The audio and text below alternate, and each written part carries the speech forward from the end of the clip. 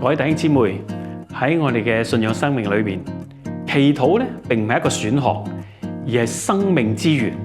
係我哋同上主嘅相遇、聆聽聖言、接受聖靈引領嘅聖潔途徑。然而，我哋有時會感覺到祈禱枯竭、語言貧乏，甚至無心靈疲乏。40個創意祈禱一書兩冊，正正就係回應呢種深切嘅信仰需要而做嘅。呢本書嘅作者丹尼爾女士以豐富嘅靈修經驗同埋創意，將祈禱從話語嘅表達提升為生命嘅投入。喺呢本書入邊，80個主題祈禱並唔係要取代傳統，而係擴闊咗我哋同上主交往嘅一個空間，係透過聖經人物嘅信心故事，我哋教會年歷嘅靈性節奏、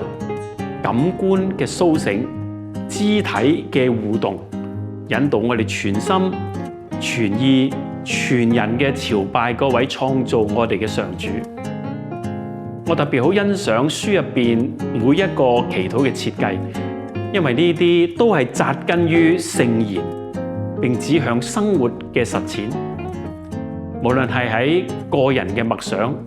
家庭嘅靈修、團契嘅共融，定係公共嘅禮儀，呢啲創意方法都能夠幫助我哋打破慣性，以嶄新嘅心靈與誠實嚟到親近我哋嘅上主。我鼓勵每一位渴慕同主更親近嘅弟兄姊妹，將呢套書睇嚟為靈修路上嘅良伴。祈禱係呼吸，係對話，係生命嘅藝術，更加係聖靈喺我哋內裏嘅嘆息。願我哋透過呢啲充滿恩典嘅創意途徑，學習嘅不住地禱告，喺平凡中發現神聖，喺靜默中聽見上主嘅微聲，並喺共融中活出祈禱嘅生命。願上主使用呢本書滋養每一個尋求佢嘅人。